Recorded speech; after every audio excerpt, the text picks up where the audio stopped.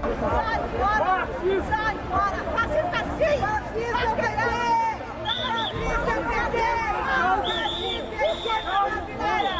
Fascista é esquerda brasileira!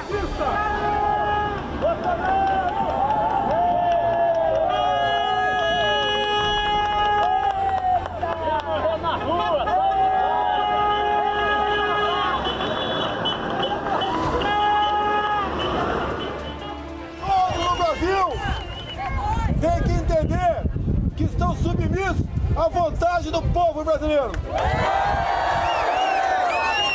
Tenho certeza. Todos nós juramos um dia dar a vida pela pátria. E vamos fazer o que for possível para mudar o destino do Brasil. Cheia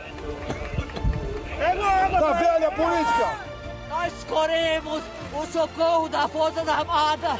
A Força Armada está omissa.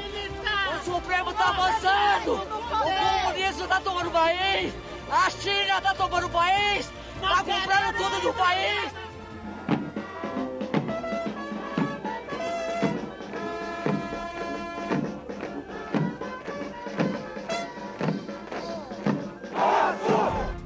Esse é um tema que tem levantado muitas discussões. A intervenção militar é necessária?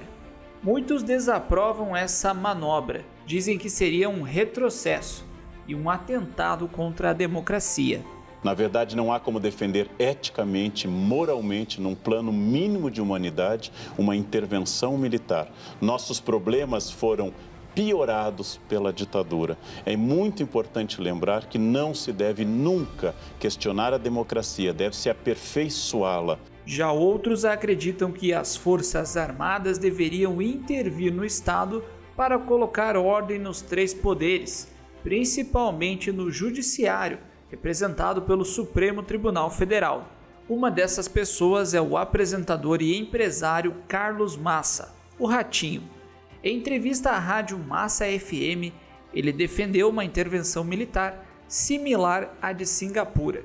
Eu penso que às vezes, eu sei que o que eu vou falar aqui pode até chocar, mas às vezes está na hora de fazer igual foi feito em Singapura, né? O que foi feito lá? Entrou um general em Singapura, consertou o país, depois, um ano depois, fez as eleições, mas primeiro consertou, chamou todo mundo que estava denunciado, falou: vocês têm 24 horas para sair do país. Se não sair, será fuzilado.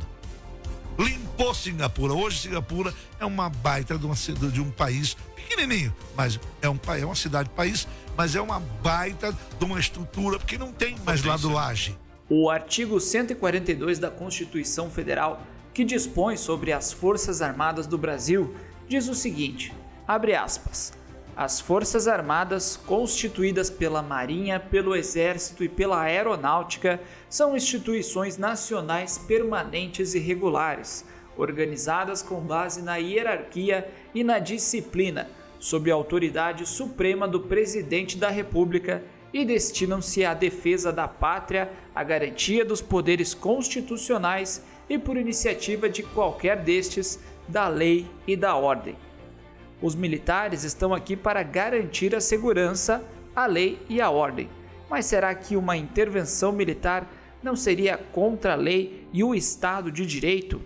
Nossa Constituição previu sim um poder moderador que alguns, talvez por desconhecimento, atribuem ao STF. Mas a correta interpretação do texto constitucional foi relembrada pelo maior constitucionalista vivo, Dr. Ives Gandra Martins. Porque a Constituição também declara, no artigo 142, que se um dos poderes resolver desobedecer ou confrontar ou conflitar com outro poder sobre a discussão de como é que se aplica a lei, não é o Supremo a última instância.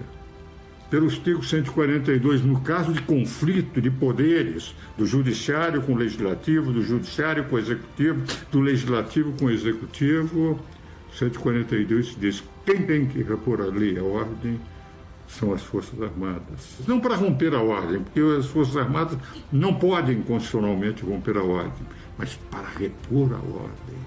Então, uma ação militar sem justificativa, apenas para romper a ordem, seria inconstitucional, o chamado golpe de Estado.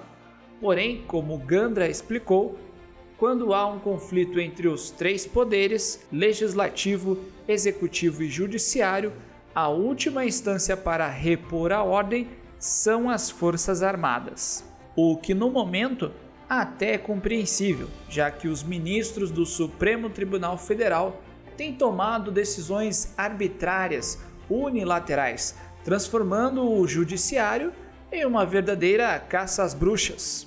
Na semana passada, a Procuradoria-Geral da República pediu ao Supremo Tribunal Federal a autorização para a investigação de envolvidos em divulgações e ataques à democracia.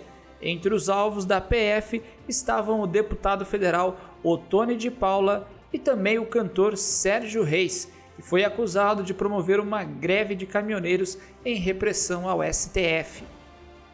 Eu não vou recuar 1 milímetro. 1 milímetro.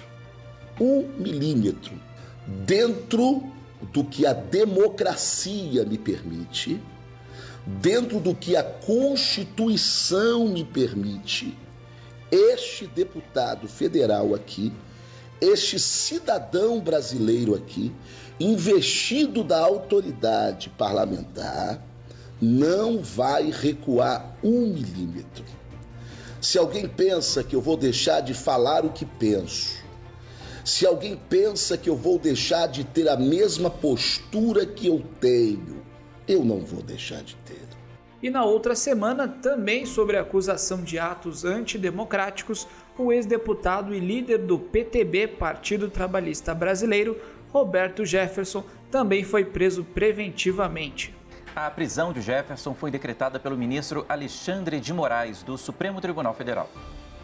No documento em que o ministro do STF, Alexandre de Moraes, determina a prisão preventiva do ex-deputado federal Roberto Jefferson, está dito que o inquérito conduzido pela Polícia Federal foi instaurado para apurar a atuação de organização criminosa de forte atuação digital e com núcleos de produção, publicação, financiamento e político, com a nítida finalidade de atentar contra a democracia e o Estado de Direito. Também foi determinada a busca e apreensão de armas e munições de propriedade do ex-deputado e de computadores, tablets e celulares em nome dele. Além disso, Moraes pediu o bloqueio das contas de Roberto Jefferson em redes sociais. Claramente podemos perceber as divergências entre os poderes legislativo e judiciário, o que abriria uma brecha para que as Forças Armadas pudessem intervir. Em fevereiro desse ano, no país de Mianmar, no norte da Ásia, as Forças Armadas tomaram o país após eles não aceitarem os resultados das eleições. Houve um corte nas linhas telefônicas e de internet. Somente as emissoras de TV estatais tinham sinal e bancos e caixas eletrônicos foram fechados. A líder política do país e também vencedora no Prêmio Nobel da Paz, Suu Kyi, foi presa, além de outras autoridades, incluindo o presidente eleito. Os militares declararam 1 ano de estado de emergência e que após o período irão convocar um novo pleito. A medida causou o caos no país. Mais de 700 civis já morreram em confronto com as Forças Armadas, entre homens, mulheres e crianças. Em 2018, ainda no governo de Michel Temer, o Rio de Janeiro passou por uma intervenção militar no estado visando aumentar a segurança e combater o forte tráfico de armas e drogas nas comunidades. Foram 11 meses de ações militares no Rio de Janeiro sob o comando do interventor General Walter Braga Neto, hoje o ministro da Defesa no governo Bolsonaro. Os números da criminalidade diminuíram, porém, as mortes decorridas das ações policiais aumentaram. Alguns números da violência diminuíram. Os roubos de carga foram reduzidos em 20%, assim como os roubos de rua, que caíram 6%. Os roubos a pedestres tiveram queda de 7% e os roubos de veículos 8%. Os homicídios diminuíram 6%. Por outro lado, outros índices aumentaram. As mortes decorrentes de intervenção policial cresceram 38% e as lesões corporais seguidas de morte, 33%. E para você, diante de tantos ataques do STF ao governo, você acredita que a saída é uma intervenção militar?